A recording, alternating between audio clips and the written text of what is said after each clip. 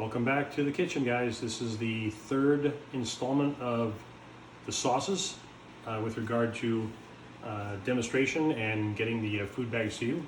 We're going to concentrate on some butter sauces during this segment. We're going to make a compound butter. We're going to talk about hollandaise. Well, actually, we're going to talk about it and also make hollandaise sauce.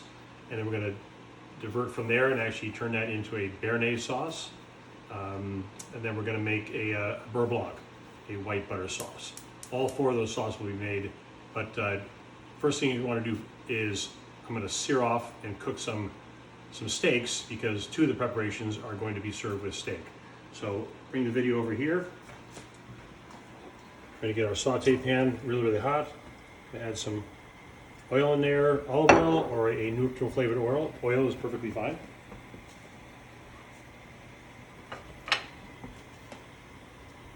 Okay, we'll bring the video over here. So we're going to season the steaks. I think Victoire had a comment about why do I season the steak on one side, put it in the pan, and then season it in the pan.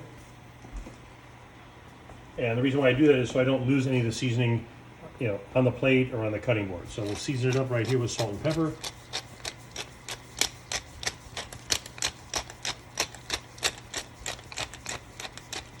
Okay. Then we're going to go to the pan. We want to make sure the pan is pretty hot. We'll end up finishing these steaks in the oven, but just for a short period of time. So stand back just a little bit. Okay, we talked about putting the steak kind of away from you or the protein away from you that you're putting into the saute pan. So take this down like that. Also down like that. Wash my hands.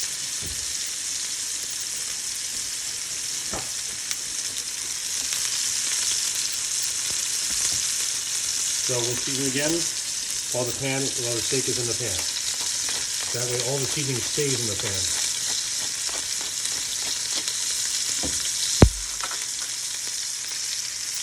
These are particularly thin. They might actually cook completely in the saute pan. However, we will flip them over and put them into a relatively hot oven for about maybe 3 or 4 minutes and they'll be done.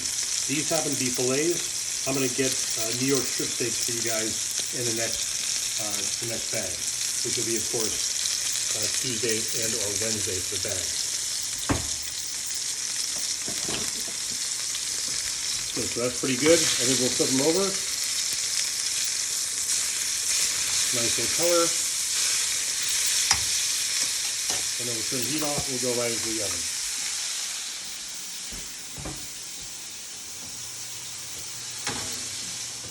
These won't take long. I'm saying maybe 3 minutes, how about 3 minutes and 30 seconds.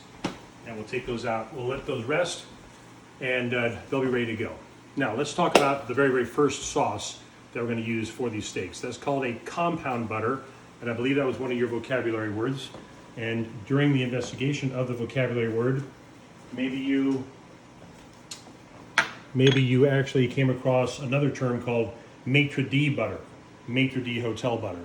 And that's the same exact thing, and it's called that because a long time ago, when there was table service in some nicer restaurants, the maitre d' or the manager, or maybe one of the lead servers, would actually make this butter tableside and put it onto a finished product, and that's why it was called maitre d' butter. So let's talk about that for a second. For the compound butter, we've got 4 ounces of butter in here. This happens to be unsalted butter, but it could be salted. All right, we have some Worcestershire, which we have about a tablespoon or so. And then we have some shallots and garlic. We have approximately a tablespoon of chopped shallot, and we have maybe a teaspoon, half a teaspoon of chopped garlic. Lemon zest, about a teaspoon. And we're gonna put the juice of about a half lemon in there as well. And then we have just a couple of herbs. We've got chopped chive, and then we have parsley. And then, of course, we're going to season this with some salt and pepper as well. So everything goes in at one time. There's no absolute procedure for this other than get things into the bowl and then start stirring. Got it? Lemon zest. Worcestershire. And instead of Worcestershire, if you wanted to put A1 in there, that's perfectly fine. This happens to be going with a steak. So the A1 sauce might be a nice complement to that. So I'll put a little lemon juice in there. We'll start with maybe half of that half, so maybe a teaspoon or so of lemon juice. We'll put some salt, and we'll put some cracked black pepper. You can make this with dry herbs if you wanted to, but the fresh herbs are a little bit nicer. They're going to give it definitely a more pronounced and fresher flavor. So we'll get this mixed together. Now, if it's such a small amount like this, it's important that, first of all, you start with the butter at relatively room temperature so that it can absorb everything evenly. You can also pop this in the microwave for a second to kind of soften it up. If you're making a slightly larger batch, my suggestion would be to use a food processor or a handheld blender or even a KitchenAid mixer, if that was the case. Quick story about compound butter. One of my favorite steaks of all time was about 25 years ago, maybe 30 years ago, having dinner with my dad in Millbrae at a place called the 16 Mile House, which I believe is still there. And I had a filet mignon, a grilled filet mignon with a compound butter. I still remember it to this day. It was that good. It didn't need a lot of extra sauce, just the compound butter was good enough. So here we go. There's our finished product right there. Now, and there's our timer for the steaks.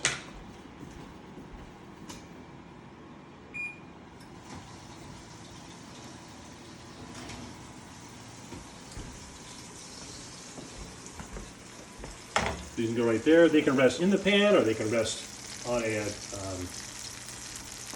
plate if you like. I'll put that towel there so nobody grabs the hot pan. And then we'll come back to the butter for a second. All right, this looks pretty good. Of course, we can taste it right now to see if we have the appropriate amount of seasoning in there. If you're a fan of garlic, put more garlic in here.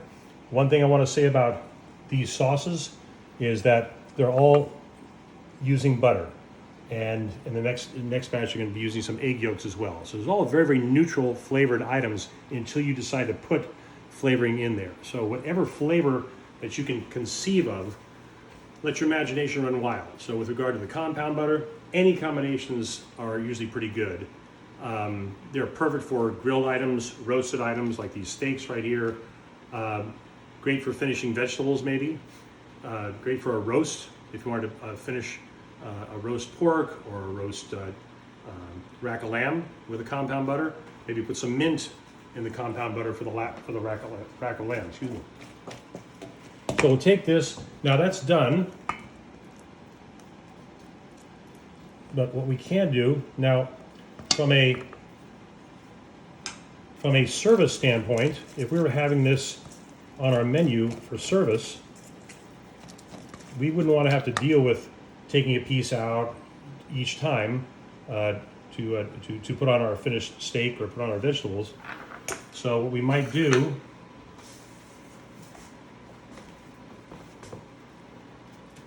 is take this butter,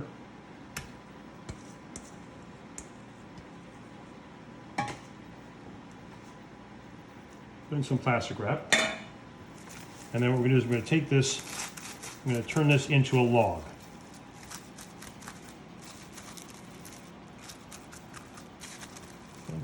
Roll that over like this, and roll this way and this way. Keep rolling until we get nice and tight and firm and more cylindrical. There's your butter right there. That can go in the freezer as is for a long, long time, probably 4 or 5 months easily. It's wrapped very, very tightly. So, but once it's firm, we can cut off pieces, whatever we decide our portion is, we can cut off pieces, and we can put those pieces for service in some ice water on our line, and that's part of our mise en place. And then we would take that out as that steak came out of the oven, plop that right on there. It just makes for a much, much more efficient use of our time, rather than having to cut that compound butter or pipe the compound butter onto a steak. We can also take, what do you call it? We can also take, I'm going to sneak over here for a second. We can also take that compound butter. I'm going to take this out so I can put it on the steak. and we can put it into a piping bag with a tip.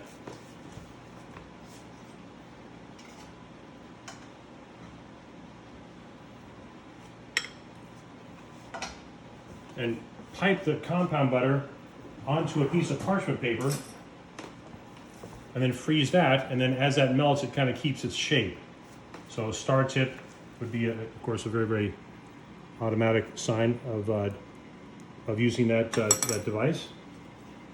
So there's our steak with the compound butter on it. And like I said, your imagination is the only thing that's going to prevent you from putting different things in there.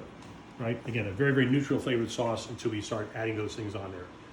When we get back, we're going to attack hollandaise sauce and béarnaise, two very, very interesting sauces in their preparation. All right, thanks.